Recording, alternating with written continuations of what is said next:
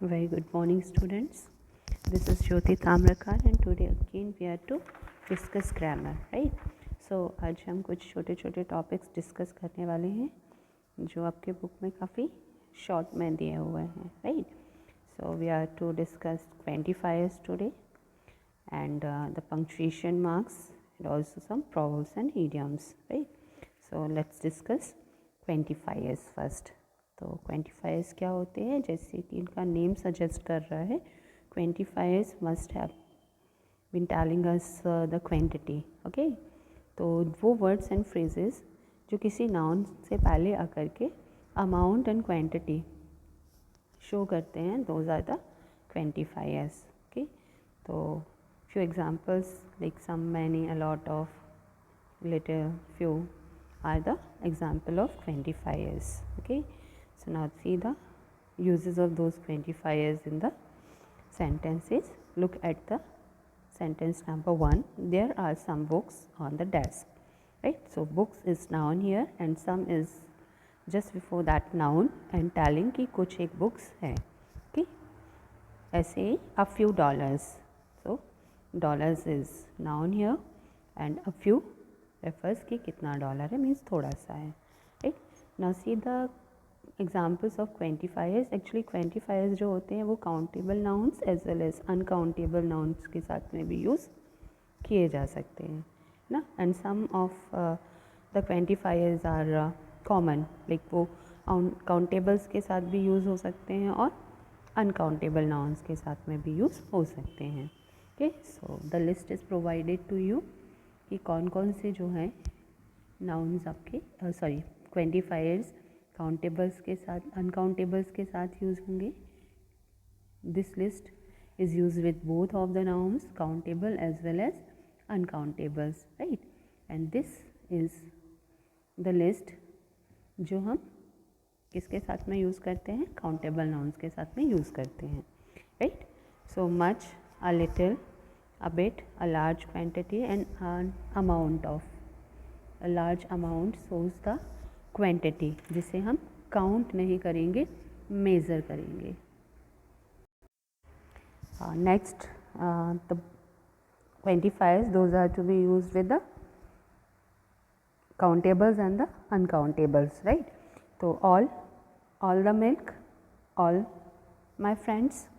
So milk is uncountable और friends are countable. तब भी यहाँ पर हमने ऑल का दोनों ही जगह यूज़ कर सकते हैं, राइट, किया हुआ है, okay.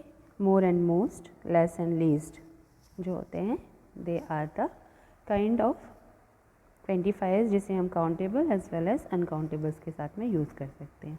Many, a few, a number of, several, a large number of, a great number of and a majority of, ये सिर्फ आपके काउंटेबल नाउन्स के साथ में यूज़ किए जा सकते हैं, राइट। जब हम गिन सकेंगे तब तो हमको बताएंगे कि कुछ एक है, अदरवाइज़ हम कहेंगे थोड़ा सा है, right. Now see a note, यहाँ पर few, very few and a few का डिफरेंस बताया because all those look similar. ऐसे ही little, very little and a little, ये भी सिमिलर ही फील होते हैं, थोड़ा सा। बट एक्चुअली जब हम बात करते हैं फ्यू एंड वेरी फ्यू या little, a very and very little के बारे में, सो यहाँ पर जो अमाउंट होता है या जो नंबर्स होते हैं वो कितना होता है, नॉट इनफ ऑफ समथिंग, जो हमें जितनी ज़रूरत है उतना ना हो। और a little and a few refers to the condition जहाँ पे नॉट अ लॉट ऑफ, लेकिन जितना है वो उतना सफिशेंट है, right. Now see the exercises. So first one is to fill the quantifiers, okay, according to the word जो यहाँ पर दिया हुआ है, लाइक होमवर्क, तो a little homework, times, right. तो यहाँ पर ऐसा आप पुट करेंगे, ठीक है। तो how many times, students many, okay, foreign, any foreign country, then medicine, any medicine, ठीक है। एंड रिमेंबर दिस थिंक कि सम एंड एनी जो होते हैं वो दोनों के साथ यूज़ किए जा सकते हैं, but there is a difference between some and any. जब भी हम क्वेश्चन या नेगेटिव सेंटेंस में यूज़ करते हैं तो हम एनी का यूज़ करते हैं, ठीक है ना। एंड जब हम एक अफर्मेटिव सेंटेंस लिखते हैं, या फिर जब हम किसी को कुछ इनवाइट कर रहे हैं, प्रपोज कर रहे हैं, like would you like to have some tea, तो वहाँ पर हम सम का यूज़ करेंगे. Okay, next exercise is to complete the following exercises with the correct 25 जो कि उन्होंने दिए हुए हैं. तो आपको दोनों में से एक को चूज़ करना है. So see the first one, traffic. Much traffic और many traffic. Obviously traffic will be much, not many. Okay, similarly cars, तो यहाँ पर मैनी कार्स होंगे, मच कार्स नहीं हो सकते हैं, right. And the exercise C is to fill the 25 much and many accordingly. तो assignments many, material much, books many, headache much. headache में से ऐसा आपको वहाँ से रिमूव करना है, right. and depression much depression.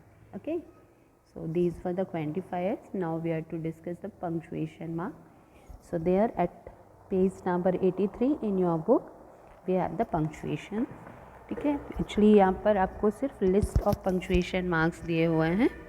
Okay, तो सी the first one, that is the full stop और पीरियड, राइट. इसे हम या तो पीरियड मार्क कहते हैं या फुल स्टॉप कहते हैं. तो full stop is used when a sentence ends, जब कोई सेंटेंस ख़त्म होता है, अगर वो नेगेटिव है, अफर्मेटिव है, यानी क्वेश्चन और एक्सक्लेमेशन को सेंटेंस को छोड़ करके किसी भी टाइप का सेंटेंस है, तो हम वहाँ पर किसका यूज़ करेंगे, full stop at the end of the sentence. Okay, और एज अ पीरियड मार्क्स हम एब्रीविएशन में इसका यूज़ करते हैं. Next is comma. When we are to take some rest या हमें पॉज देना है तो हम कॉमा का यूज़ करते हैं. उसके अलावा हम क्या करते हैं, जब हम एक ही सेंटेंस में कोई नया बात स्टार्ट करते हैं देन हम कॉमा का यूज़ करते हैं. सिमिलर काइंड, यानी कई सारे वर्ड्स हमारे पास हैं, कई सारे नाउन्स एक साथ बोलने हैं हमें, तो हम उनमें से लास्ट टू के बीच में एंड यूज़ करेंगे, बट रेस्ट जो हैं उनके बीच में हम कॉमा यूज़ करते हैं. Suppose you want to say that कि I went to the market and bought some apple, some bananas, some grapes, pineapples and strawberries, right. तो हमने पाइनएप्पल और स्ट्रॉबेरी के बीच में तो एंड लगाया, बट अदर जो थे बनाना, एप्पल्स एंड जो भी, तो उनके बीच में हम क्या यूज़ करेंगे, कॉमा का यूज़ करेंगे, right. Semicolon is used to clear the sentence जो आपने इससे पहले कहा है, राइट. जैसे I don't often go swimming, क्यों, क्योंकि I prefer to play tennis. Colon is used जब हमें किसी चीज़ को डिफ़ाइन करना है, like you have two choices, finish the work today और लूज द कॉन्ट्रैक्ट. ठीक है. हाइफन इज़ यूज्ड व्हेन हमें ये दिखाना हो कि बोथ ऑफ द सेंटेंसेस और the words are linked with each other. ठीक है, टुगेदरनेस दिखाता है. Okay. And dash is used when जब हम या तो इंट्रोडक्शन किसी का दे रहे हैं या कंक्लूज़न दे रहे हैं. ठीक है. टू ब्रेक द डायलॉग हमें डेस का यूज़ करना होता है. Question mark, obviously after the question हम इसका यूज़ करते हैं. एक्सक्लेमेशन मार्क जो हमारा एक्सक्लेमेटरी सेंटेंसेस होते हैं या एक्सक्लेमेटरी एक्सप्रेशंस होते हैं जिन्हें हम इंटरजेक्शन कहते हैं, जैसे ओ, वाओ, अलॉस. तो ये हो गया हमारा इंटरजेक्शंस जहाँ पे एक्सक्लेमेटरी एक्सप्रेशन होता है. And what a beautiful picture is this. Okay. So ये हमारा हो गया एक्सक्लेमेटरी सेंटेंस. तो दोनों ही कंडीशन में हम एंड करेंगे with an exclamation mark. Okay. Now see the double quotation and single quotation mark. तो double quotation and single quotation जो होते हैं they are confused with that कि सेम जगह पे हम यूज़ करते हैं उनको, but we have to remember that कि जब हम फ्रेजेस क्लॉजेस की बात कर रहे हैं तो हमें डबल कोटेशन मार्क लगाना चाहिए, और अगर हम किसी सिंगल कैरेक्टर को लेकर के चल रहे हैं तो हम सिंगल कोटेशन मार्क यूज़ करते हैं. Okay. Apostrophe is used when we are to show कि समथिंग ऑफ समथिंग, राइट. तो हम अपॉस्ट्रॉफी को एस के साथ में यूज़ करते हैं एंड। इसके अलावा apostrophe can be use to abbreviate the words, जैसे डोंट, तो DONT न लिख करके हम क्या करते हैं n then apostrophe then t. ठीक है, तो जब भी हमें किसी वर्ड को छोटा करना होता है और वहाँ से हम कुछ लेटर्स अगर ओमिट कर रहे हैं, कुछ एक लेटर ही होंगे वो, राइट, जनरली एक ही लेटर होता है, तो वहाँ पे हम अपॉस्ट्रॉफी का यूज़ कर देते हैं। नेक्स्ट इज़ अंडरस्कोर, तो underscore is generally used for writing, जब हम अपना अकाउंट बनाते हैं, ईमेल अकाउंट, जनरली वहाँ पर यूज़ करते हैं अंडरस्कोर का।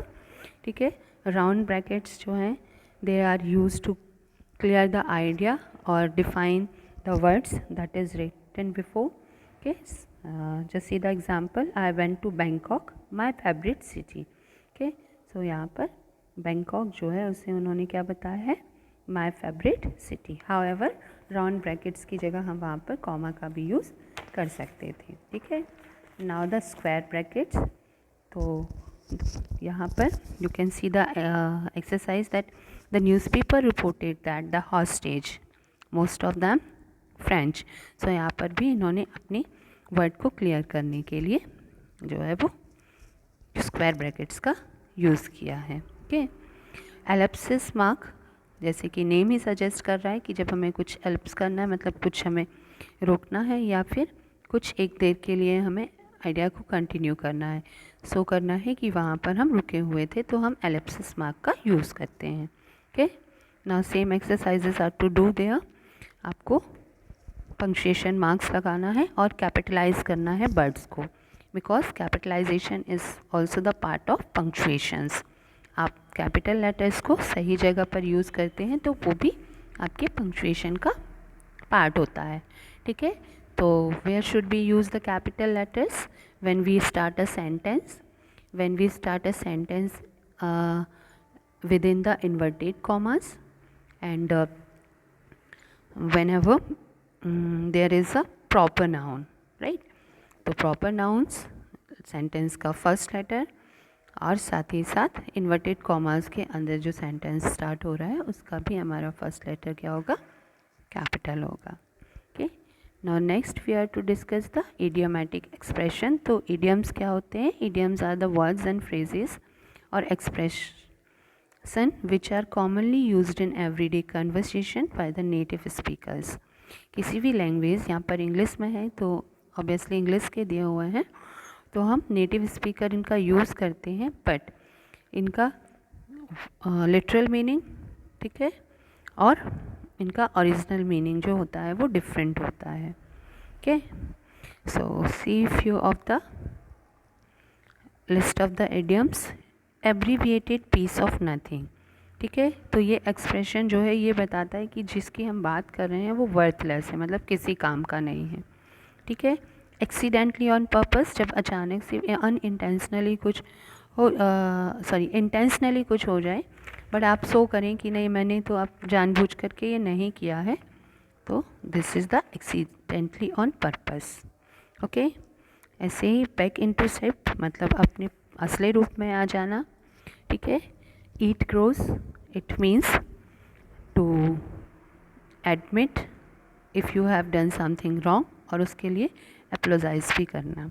ठीक है, ईगल आइज मीन्स तेज आँखें, यानी जब जिन आँखों से जो आँखें सब कुछ नोटिस कर लें इजीली।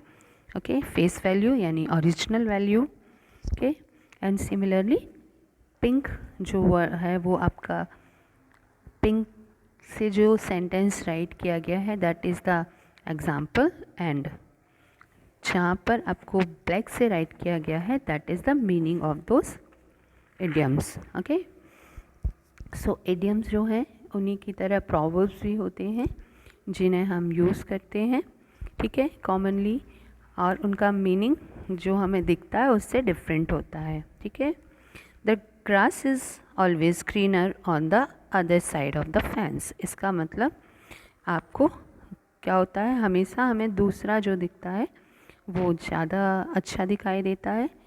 तो दूसरी, हमने एक सेंटेंस सुना होगा कि सबका मन दूसरे की थाली के लिए ललचाता है, मतलब आपको लगता है कि वहाँ पे ज़्यादा अच्छा है, मेरे पास कम अच्छा है। तो इट्स अ कॉमन प्रॉवर्ब जो कि इंग्लिश में with the sentence the grass is always greener on the other side of the fence से हम बताते हैं, ठीक है। Money doesn't grow on trees, ये सेंटेंस आप सबने सुना होगा, दैट पैसे पेड़ पर नहीं उगते हैं। Two heads are better than one, एक से भले दो। Okay, you can't keep a good man down, जो अच्छे लोग हैं आप उनका दृढ़ निश्चय जो है वो ख़त्म नहीं कर सकते हैं।